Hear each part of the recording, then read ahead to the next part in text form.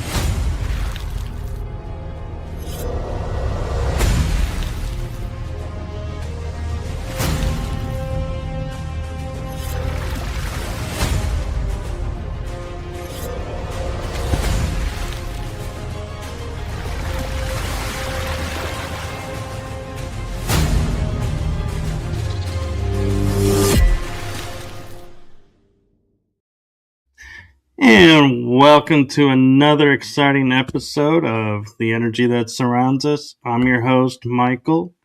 And tonight's guest, I will say in full transparency, I am super excited to have on. And we've been having a little fun chat in the background, so I totally feel like you all are in for a huge treat with tonight's episode. And as always, the show goes where it goes, so we'll try to cover topics, but we go where we go, so enjoy the ride, enjoy the journey. And with that, I'm going to turn it over to my awesome, amazing guest to introduce herself because I cannot do justice to all that she does, so I'm not even going to try. I'll let her introduce herself. So I give you the one, the only, amazing, super insightful Robin Marvel. Hi, guys. It's great to be here. Thank you so much for having me.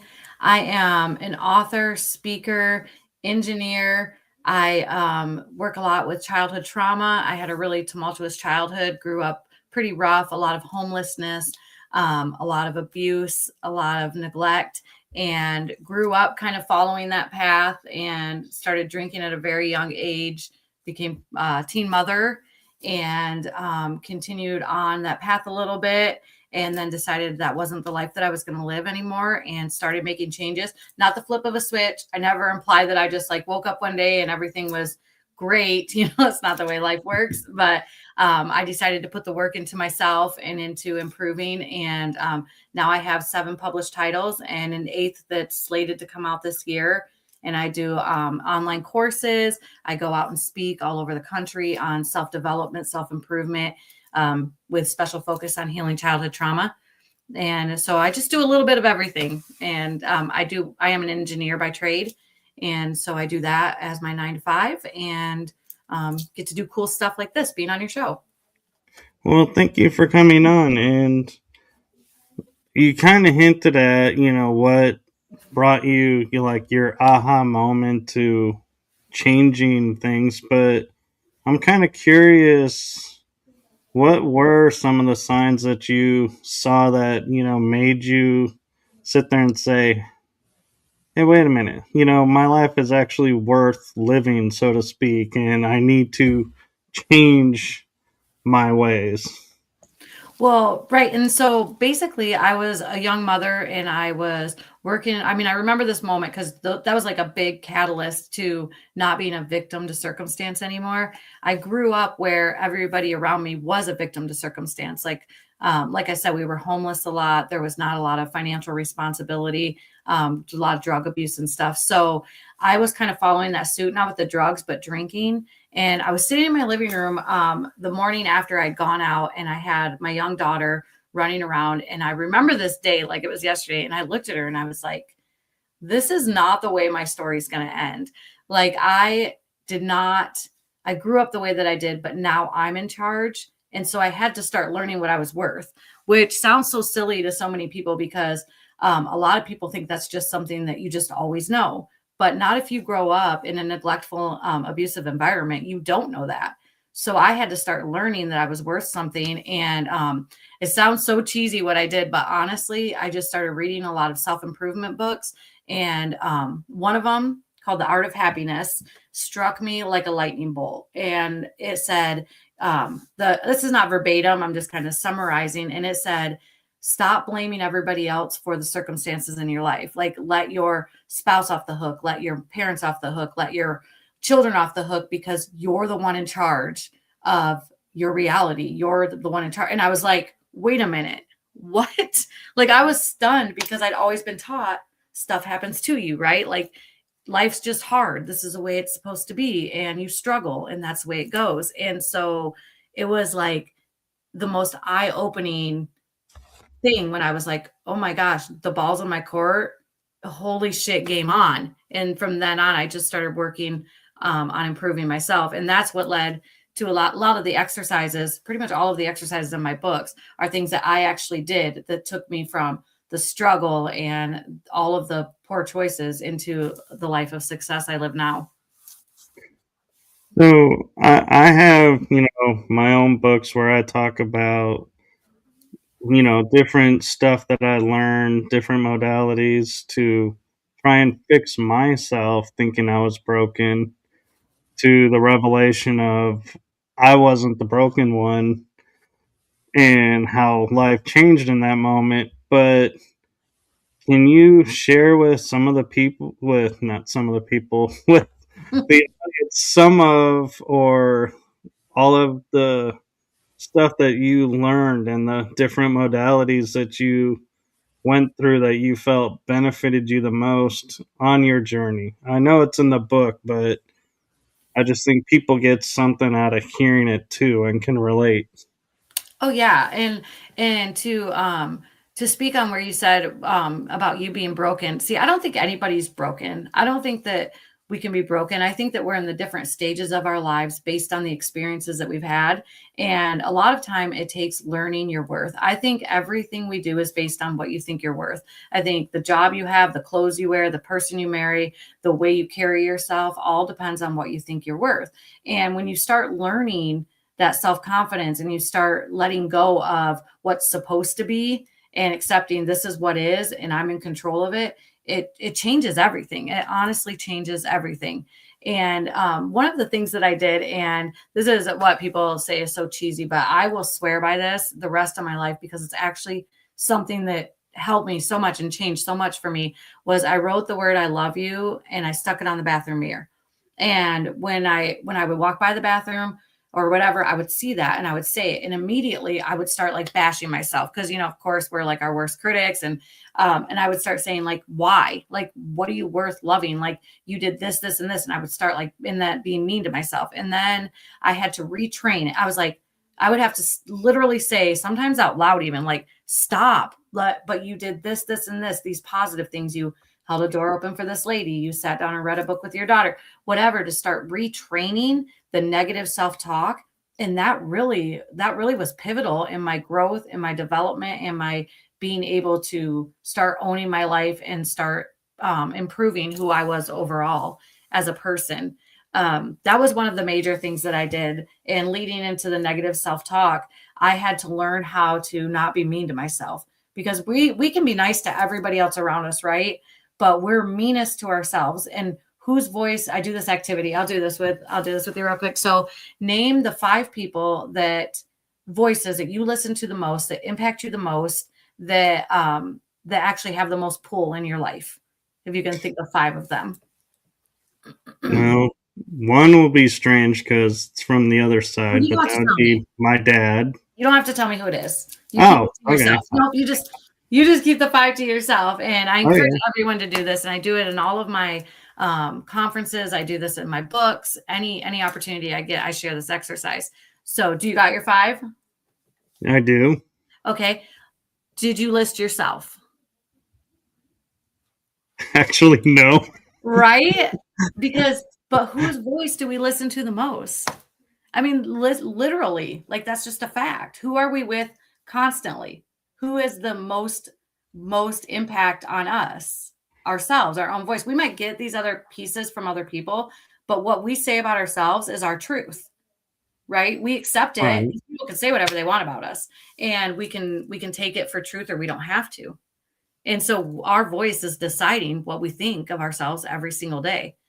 And so most people don't say themselves because you don't think about that as, but you're your biggest cheerleader or your biggest critic. You make or break yourself every day.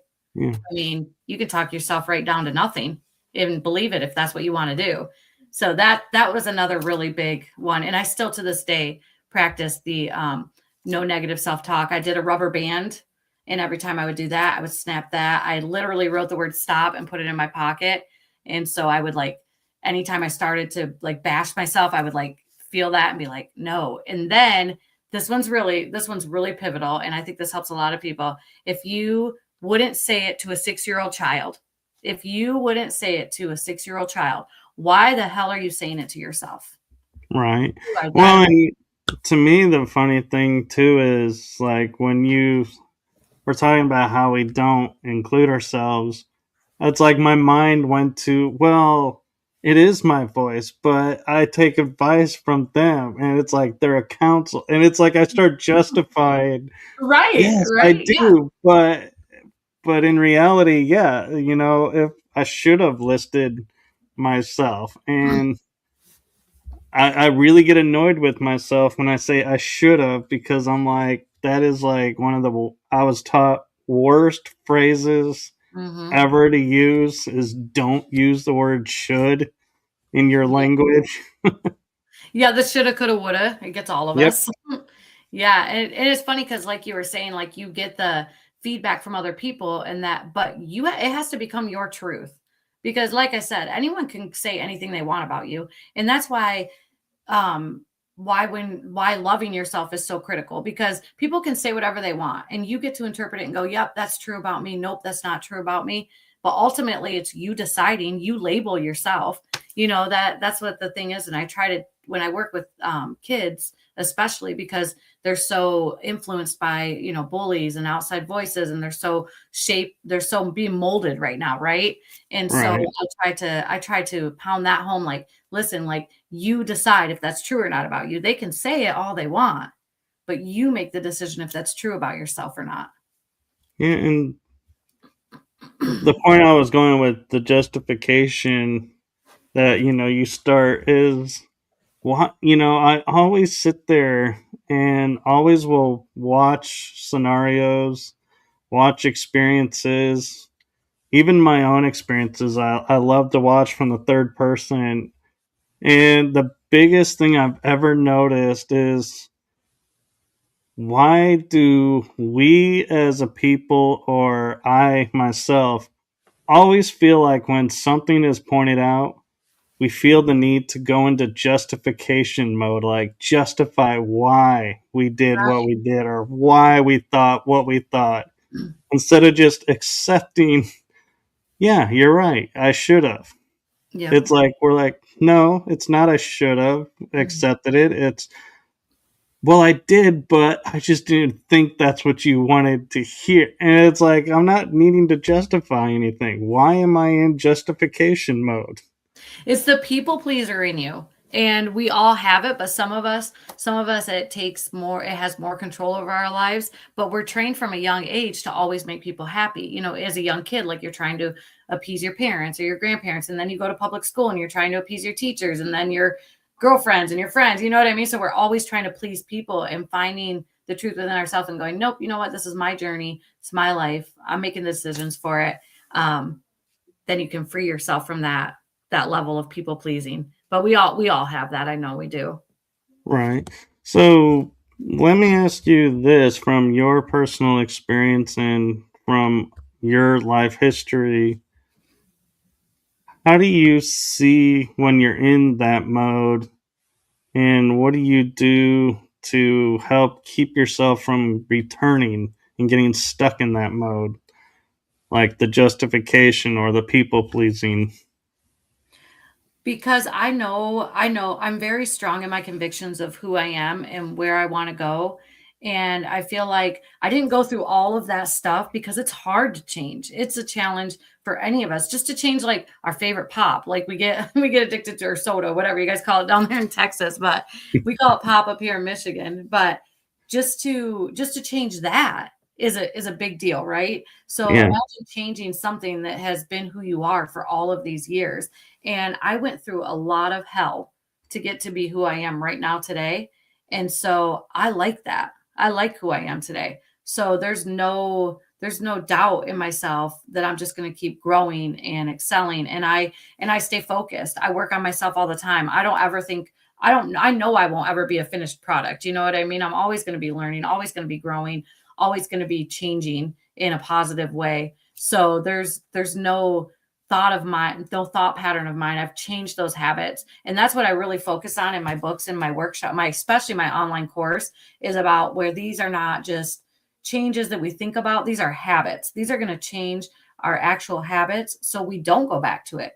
I mean, there's scientific study after study after study that, rehearsing something over and over and over makes you better, makes you stronger. And that's really what we have to do with our habits and gaining new ones so we don't keep those mindsets.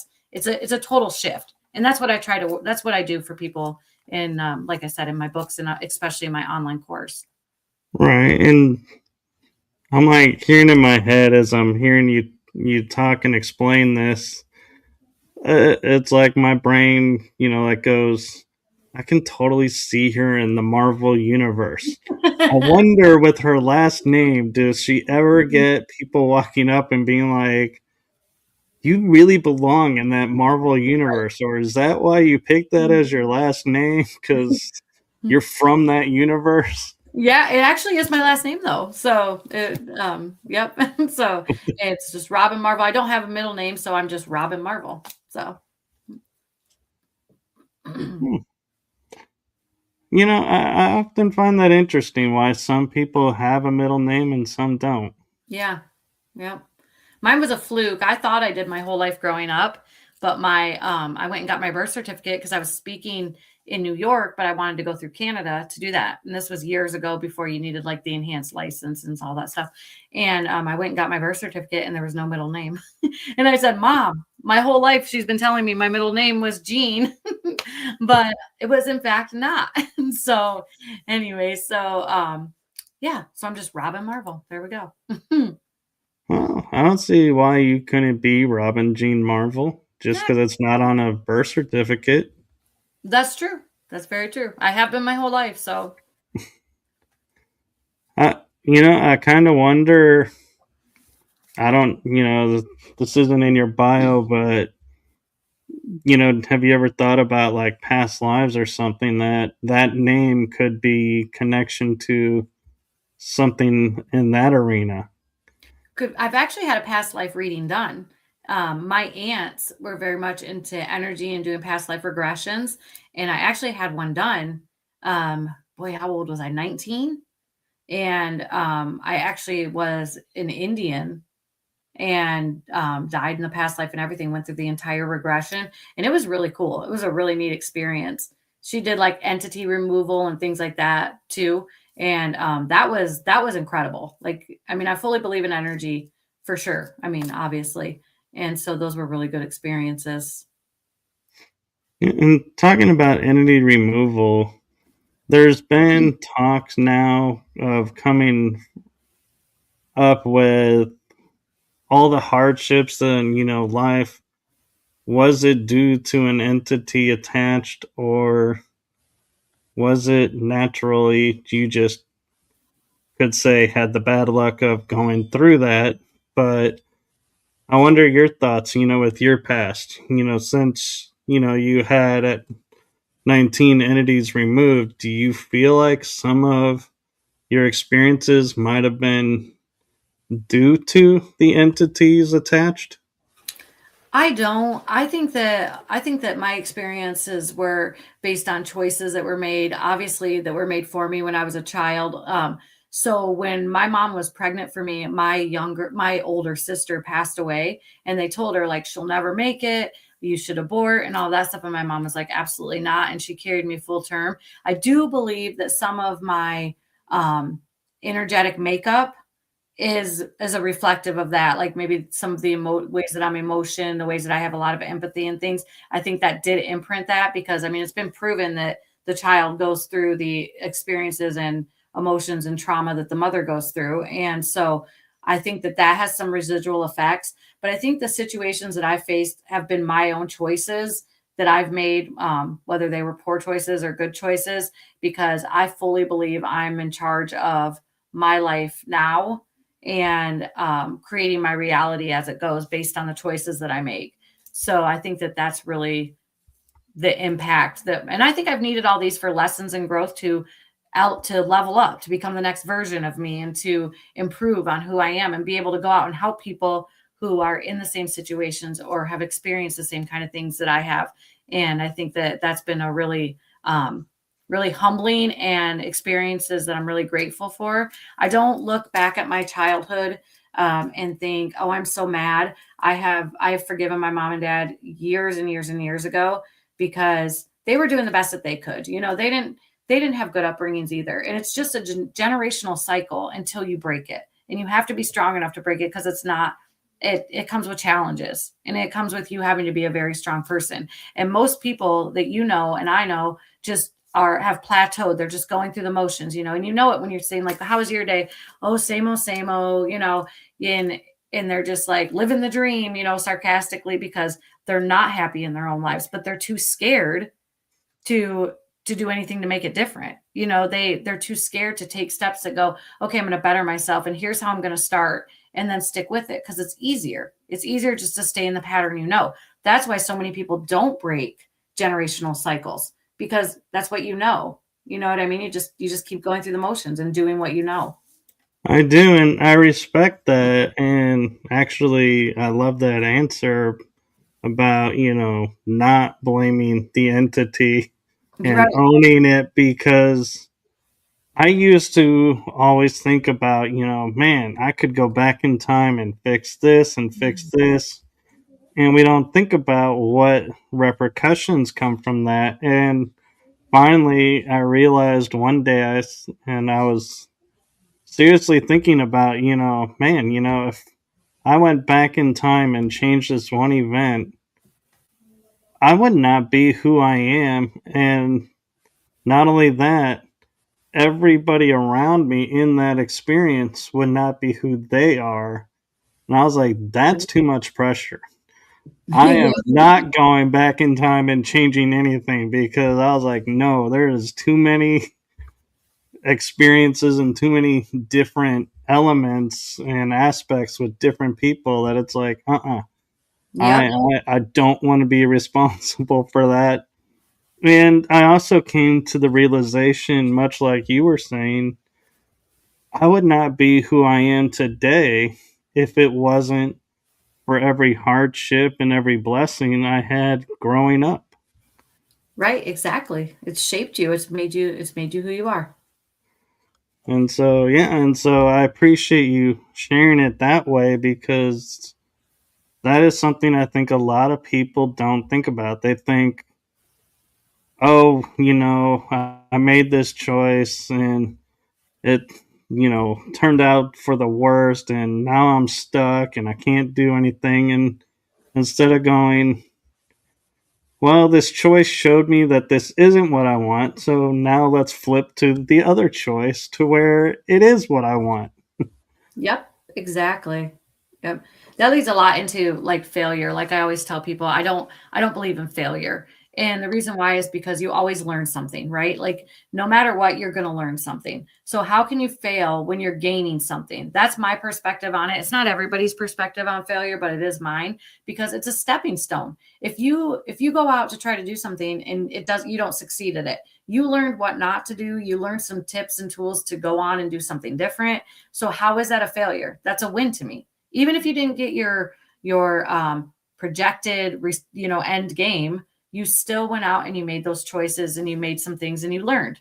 So you can't fail if you're learning because that's the whole plan, right? Is to learn and grow and become a better version of yourself every single day. Exactly. And it goes into the adage of people forget,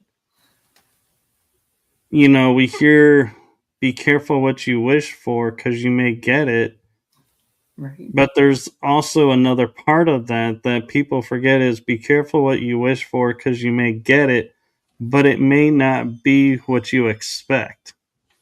And Right. so that's the part that I feel like, yeah, everybody forgot that part. And so they feel like, no, I didn't get what I wanted. Well, you got what you needed, Yep. and it's not what you expected. And so we're sorry, but this is what you needed. You got exactly what you did ask for. It's just not the picture you envisioned. Sorry, Yeah, but not exactly. our fault.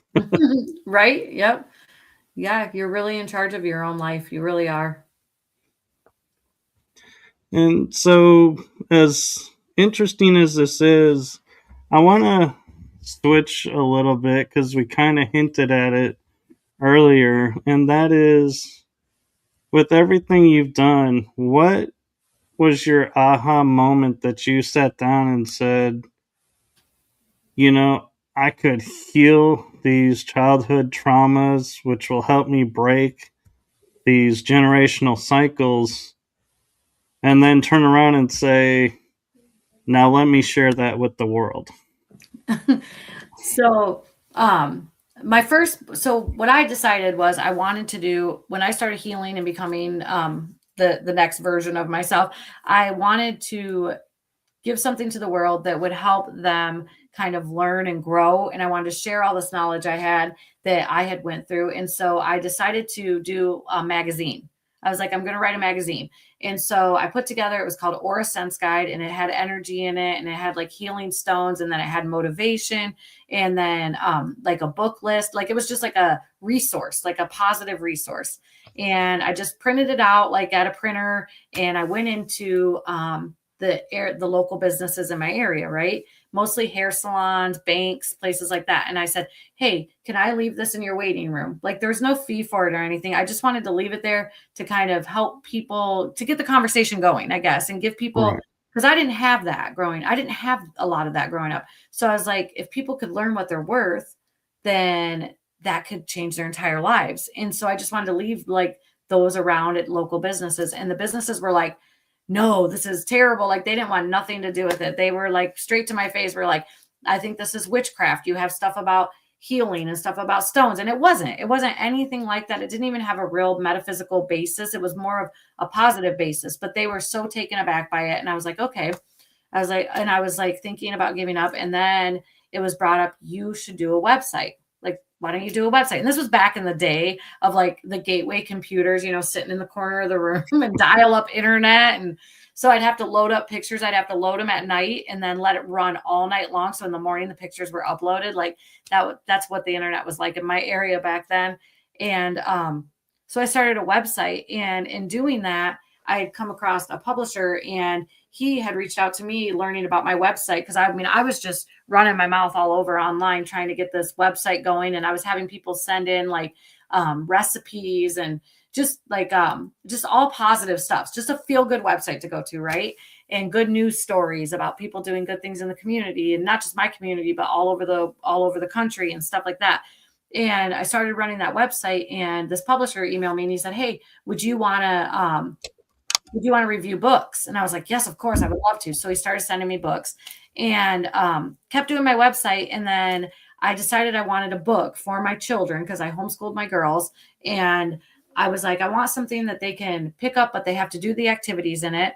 And I want them to learn about like energy and Reiki and like all of the things, right?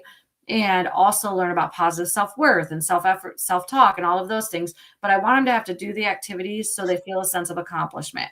So I looked online. I ordered some books from Amazon. I could not find what I was looking for. And I remember it. I mean, it's so vivid in my memory. I was sitting at the desktop computer and my girls were sitting at the table doing schoolwork.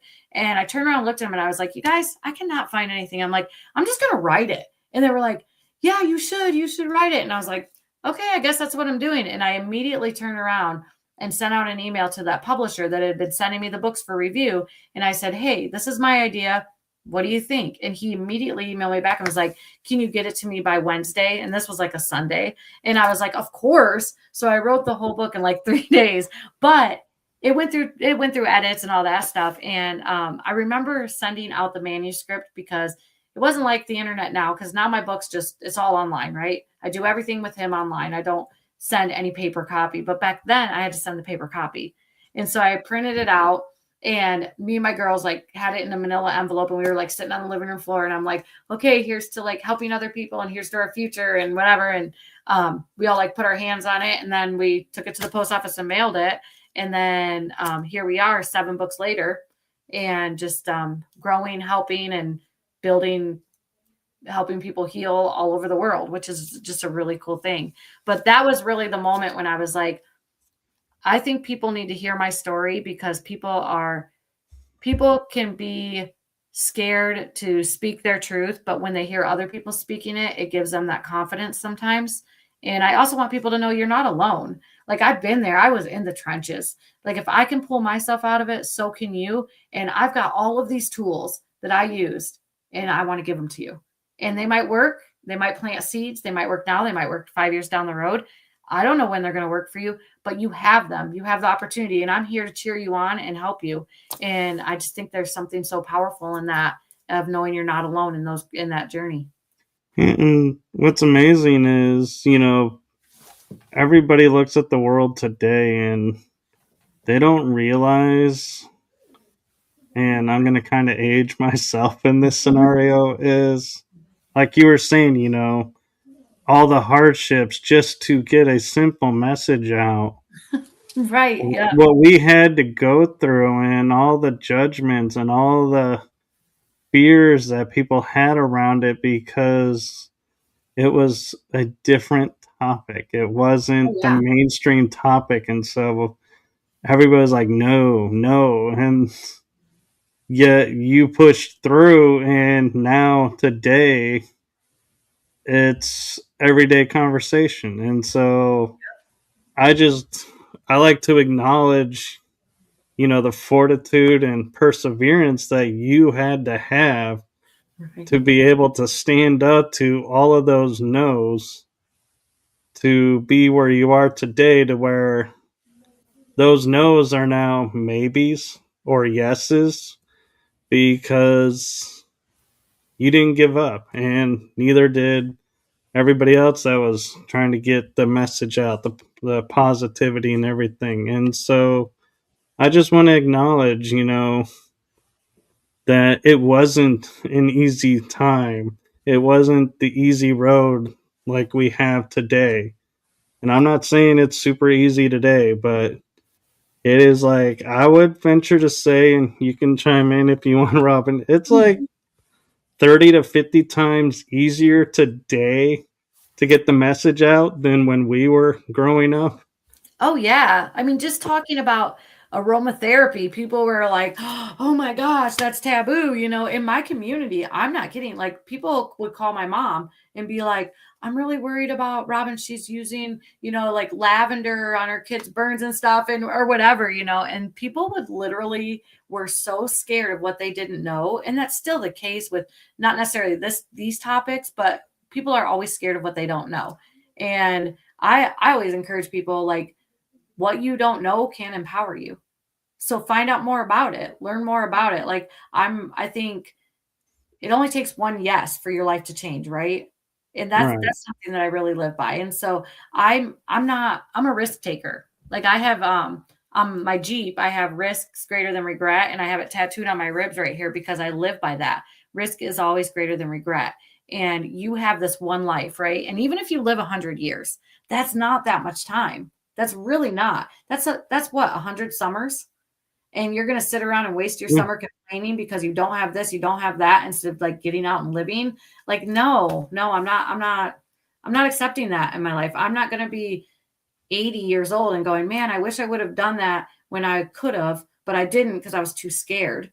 Like, get out there and live your life. If there's anything that I could just reiterate over and over to people, is like, this is your one show. This is your life, and you have control. And yeah, you might not have all the finances, and you might not have all of the things that you want, but you can get there. You can build it, you can make it happen, but you have to do it. And that's what a lot of people don't want to hear. They want to complain about, their favorite pop not being stocked at the grocery store, instead of getting out and making shit happen, because it's easier to sit around and complain. And we are creatures of habit. We like easy. I mean, I like things to be comfortable and easy too. I enjoy the easy things of my life, but I also like the thought of, oh my gosh, like, I'm going to experience this. This is my life. And I'm always reminding myself of that, because it can change. I mean, we all get shown all the time how quickly life can change. So why are you sitting around complaining and wishing and hoping and wanting? No, get up and do something about it. Take action. Talk all day long, get nothing done. You got to Yeah. get up and do it. Yeah, and I had a ex-girlfriend, and we would always like rub each other a little bit because it wasn't, anything that she, anything about her. It was little things that she would do. And like, she had her refrigerator talk to her phone to tell her what she needed to order. I'm like, if you open the door and you don't have something or you're low on something, you can place the order. And she goes, well, no, but my refrigerator will tell me what I'm low on and will order it for me. And I'm like, do you realize how scary that sounds? Like, you're low on pop.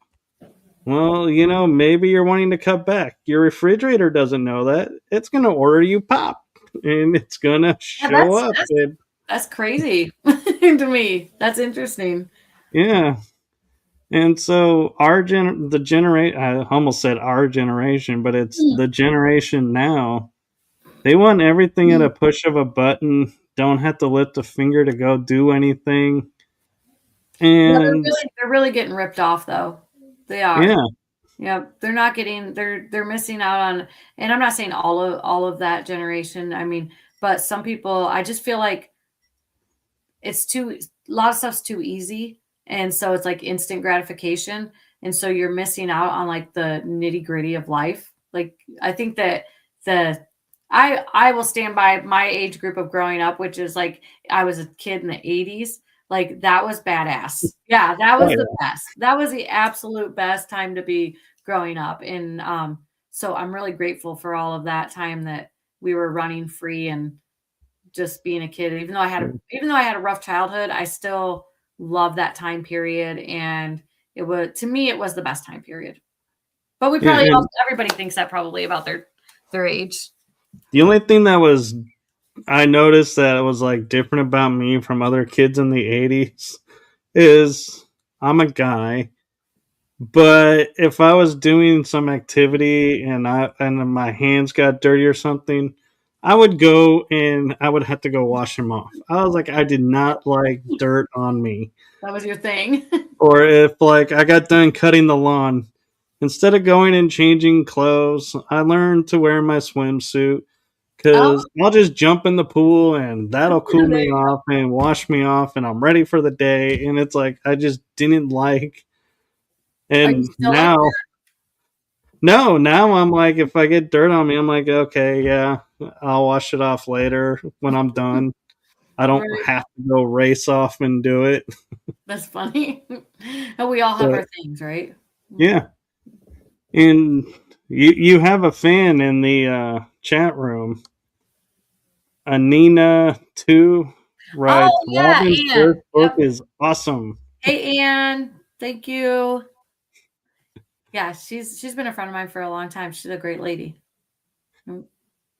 Well, that's awesome. And so, what are signs or things that people can look for when looking at like childhood traumas that can say now's the time to look at them, and here are ways where you can look at them so you don't have to get emotionally charged by it.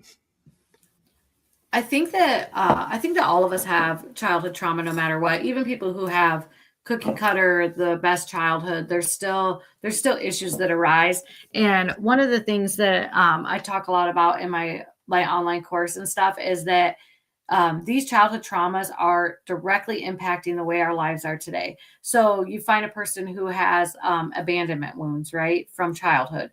That is going to bleed over into their adulthood. That's going to have an effect on the relationships they have, the way that they treat their kids, the way that they treat their significant other, because of these childhood wounds that they haven't healed yet. So they're living their life through a wounded eye. And that's what I call it in my books and stuff, because what happens is you go through a traumatic situation like abandonment as a kid, and then you start seeing the majority of life through that wound.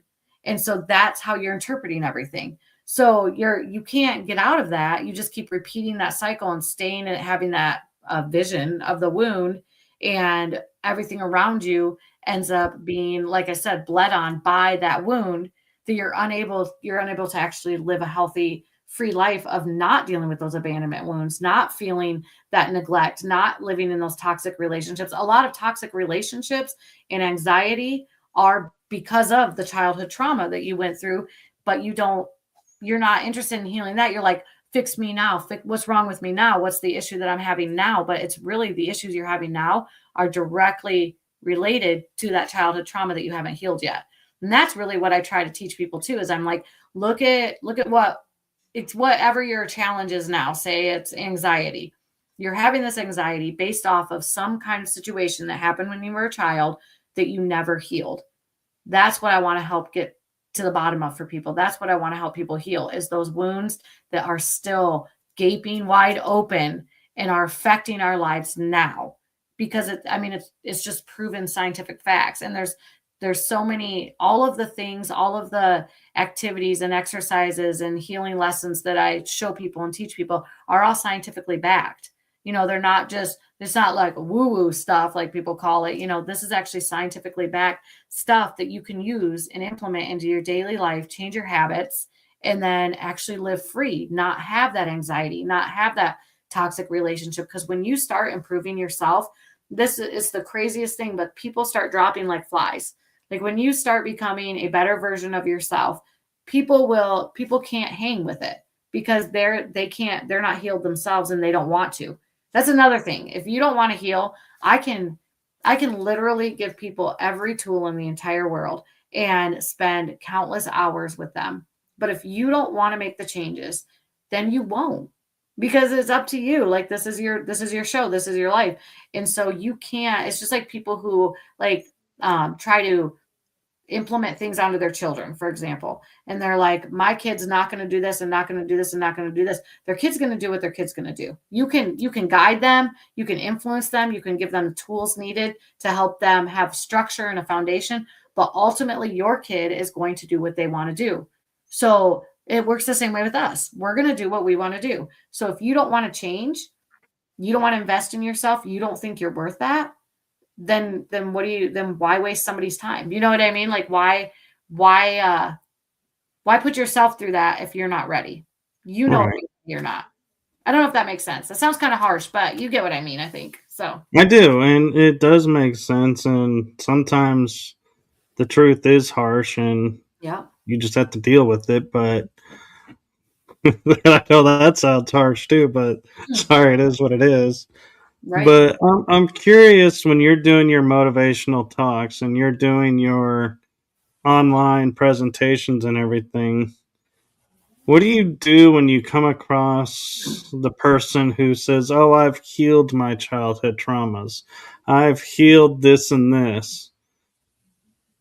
and and they're, you know it's like, what do you do with that? Because in my opinion, I'd be sitting there saying, no offense, but then why are you here? Right, and I think that you can heal, you could feel like your childhood trauma's healed, but you're gonna face things. You might have only went to this area of your childhood trauma where you have some anxiety wounds and you didn't look into your abandonment wounds. There's always I don't know, there's always multiple things that you go through in childhood that create childhood trauma, the adverse experiences. But in that situation, I would tell somebody, if you feel like you're totally healed, if you feel like that you're at the best version of yourself, then okay. Okay, then good for you. Then that's where you're at. If you're still having issues and you feel like you've healed all of your childhood trauma, then maybe we need to look in a different direction. Maybe we need to look more into what you're doing in your current life. What situations are causing you this unhappiness, this anxiety, this miserableness in your current life? Because then we need to start looking at those situations. Because I think it's hand in hand, like your childhood trauma and then your daily trauma or your young adulthood trauma, because like my all of my healing that I needed and that I continue to need, because you're always working on yourself, is not just my childhood trauma. There's choices I made in my young adulthood, there's choices I made 5 years ago, you know what I mean? So there's always something like that to heal and to improve on, but you have to want to do it. We're always going to go back to, you have to want to do it. And I mean, I cheer on anybody who's making that progress, whether with the little steps, the big steps, whatever you're doing to make yourself feel better and feel like you're in control and taking a hold of your life, then I applaud you. And I hope that you're healing every single day. How whatever that looks like for you, because it looks different for all of us.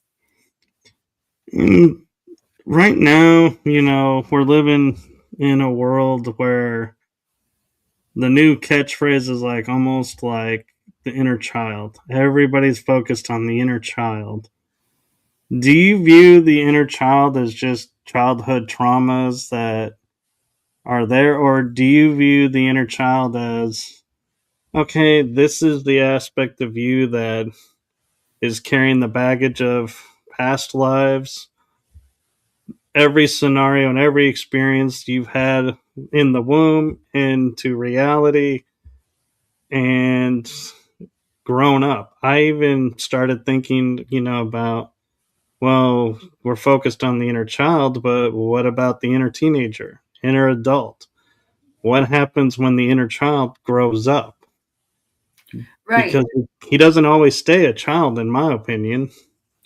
Yeah, I agree with that. So for me, the inner child to me is those versions of you that were like neglected. And I think inner child and childhood trauma get intermingled, and I think that's okay. I think that a lot of people interpret, like they're saying, as a kid I didn't get to have the freedom to express myself because I had a really strict parent who made me dress a certain way. So then as an adult they're dressing however they want. And I think that's a form of healing your trauma. So I think that, I don't know, I think they go hand in hand. I really do. But I think that there's a lot of gameplay about inner child versus like the actual healing, the nitty gritty. Does that make sense? It does. I'm saying that, yeah. But I think that there's value in. I personally think anything anybody does to improve themselves is a win.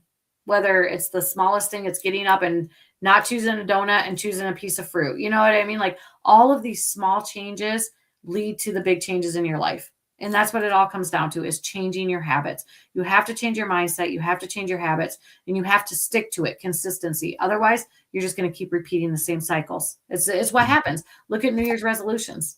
That's a perfect example. People get so overjoyed at the new year, and we're going to do this, and this, and they set these huge goals, unrealistic goals. And then halfway through it, 2 weeks into it, they're like, oh, I didn't make this goal. Of course not. Break your goals up in smaller steps. I have a book called Life Check. And that book is all about that kind of stuff, like how you break it into small steps, how you form your habits and things like that. And it's really focused on the motivational part of putting sticky notes throughout your house, reminding you, of different positive things about yourself. There's like a lot of activities like that. So that's kind of getting down to the breakdown of you as an adult versus the healing of your childhood trauma. Right. And what do you think, about like where I say, we have the inner child, but we also have inner teenage, inner young adult, inner adult, because to me, I feel like the inner child isn't a perpetual Peter Pan where it's forever young and forever a child. It's eventually going to grow up. We are growing up. So, do you feel like that's, a true theory that, the inner child's not going to stay a child? Well, I think when people are healing their inner child and they're like doing the inner child play activities and stuff, they're focused just on that age group. So I don't see any reason why there couldn't and wouldn't be focused on the other age groups like you're talking about, where there is the healing and the doing the work on the inner child, and then there's the healing and doing the work on the inner teenager. And so I can agree with that there would be different stages of that inner child, inner person, whatever. I mean, even like 10 years ago, that part of you is so different. And it blows my mind at how much we can change in just such a short amount of time. Like I always say, people complain about aging and stuff, and I'm like, absolutely not. It's a privilege, right? But I always think about, like, I'm better now than I was 6 months ago. And I'm way better now than I was 5 years ago. I'm just keeping on improving and healing and growing and becoming this different version. And I think that's what we're designed to do as human beings. And that happens through healing, and that happens through healing the hard stuff, and it happens through making that choice to heal that hard stuff. And not everybody's ready for that. Yeah.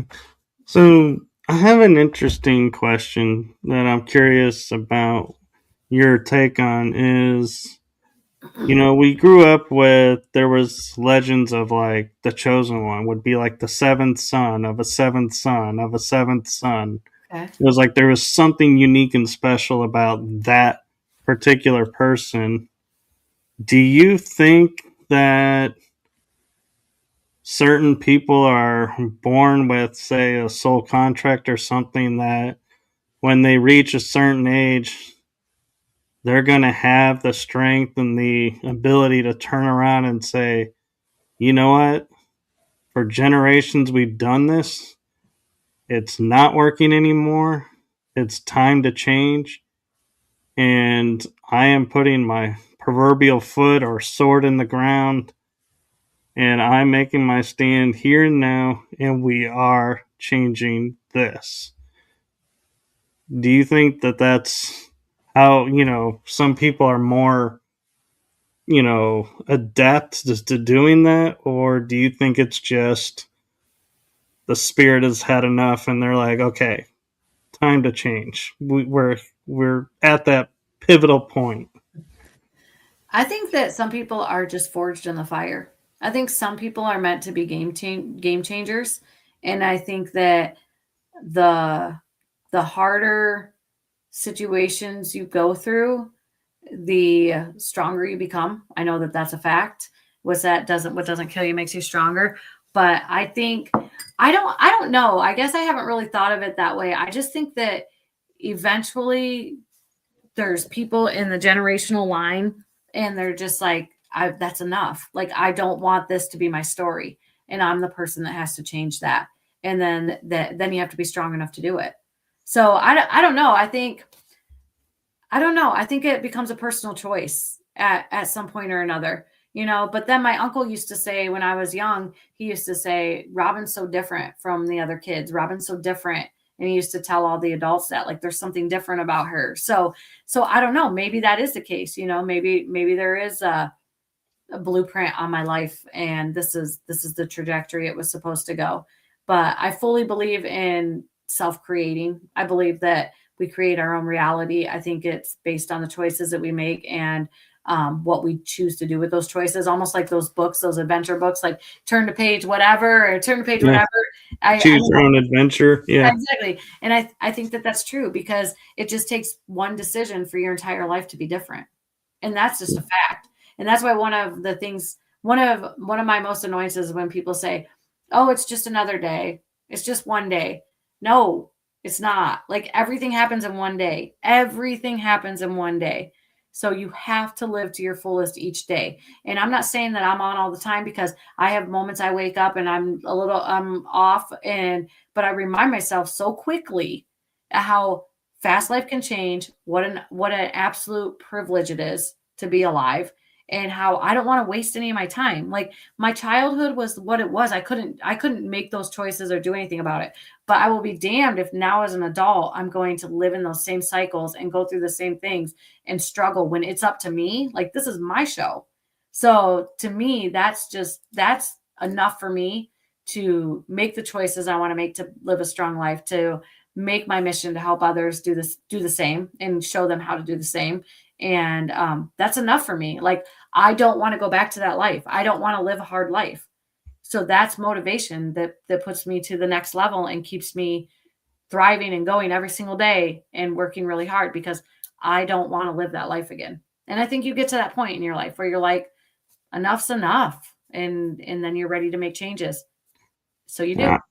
Yeah, I agree because I used to feel like you were saying, to quote, being forged and going, if I didn't have those experiences, I couldn't be relatable to a lot of people because I've lived through so many different type experiences that I have a frame of reference for everyone. So I started going, maybe that's why I grew up the way I did. And then I was like, yeah, but I probably could have learned those without that. But Not yeah, I this. guess.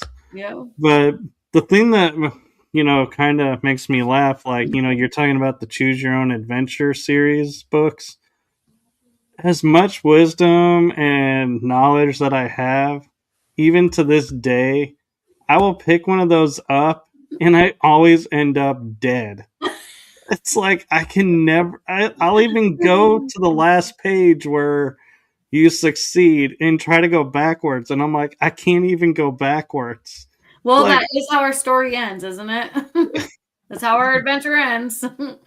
yeah, I find it so interesting that it's like, why is it I can't read this book series and ever, make it to the end? Like, yes, we solved the mystery. Yes, we got it. Everything. Nope, it was you took a wrong turn and sorry, Yeah, your adventure ends now. yeah. Yep. So, and why, talking about the fear and everything, do you think that's the driving force of why, like, people, when you say, you can make a single choice and it won't be easy, but you can change this cycle and end it, where people are like, nope. Do you think it's the fear inside them that just they give into it too much, they give it too much power and have lost their ways, or it just isn't time and you have to be patient and just wait for them to find their time? I think that people are very fear based and they're very scared of change. They're scared of not knowing. And so for them, the risk is not greater than that fear. They see, maybe I didn't say that right. The risk of something is extremely fearful to them. And so it's easier. Like I said, we are creatures of habit. Our nervous system likes to be calm. Our brain is programmed for survival. So when we start doing something new, our brain's like, wait, wait, wait, wait, wait. I didn't approve this. Like, what's going on? What are you thinking? Like, do you just stay right where you're at in your little bubble where you're safe? And even if you're unhappy, even if it's it's a less than ideal situation, it's what you know and it's easy. So we're gonna stay there. And your brain will try to convince you of that.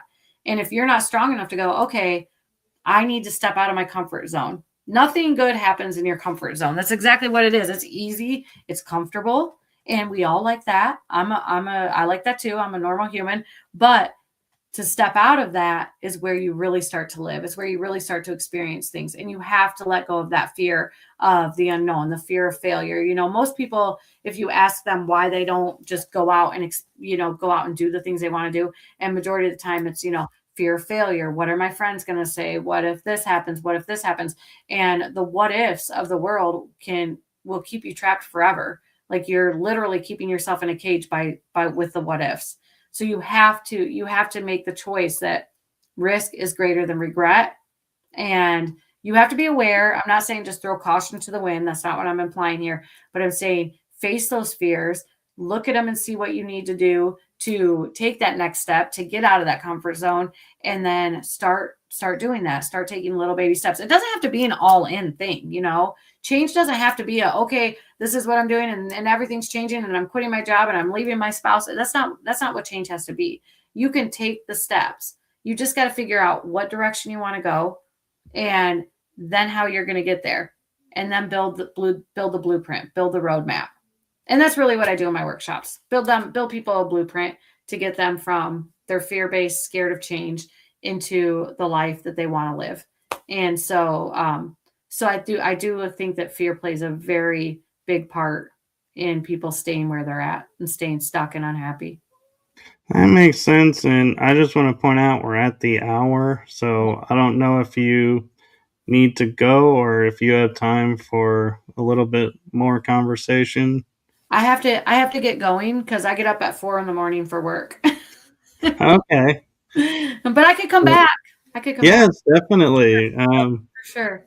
I have so many more questions in my mind, and I'm like enjoying the conversation, but I totally respect that you got to be up early. So we'll definitely have you back on. And I just want to give you an opportunity super quick to let people know where they can find your books and if they have questions, the best way to get a hold of you. Yep, you can find my books anywhere, Amazon, any kind of like Barnes and Noble, any bookstore in your local town. If they don't have it, they can order it. And you can find me at robinmarvel.com. I'm also on Facebook under Robin Marvel and TikTok under I am Robin Marvel. So you can find me all of those places. You can also Google me, Marvel author, and all of my information will come up there too. So Very cool. And thank you for coming on and thank you for trusting me as a host. And one last message I'll make real quick for you. And that is from my heart and the heart of my shows to you. Thank you for what you're doing for humanity. It's seen, heard, and appreciated. thank you. Thank you very much for having me. I hope you have a great night. Thank you. You too. And thank you to everyone in the chat room. And thank you to everyone that's watching this episode. Have a wonderful night and rest of the week. And we will see you on the next one. And with that, I will say good night, everyone. Good night.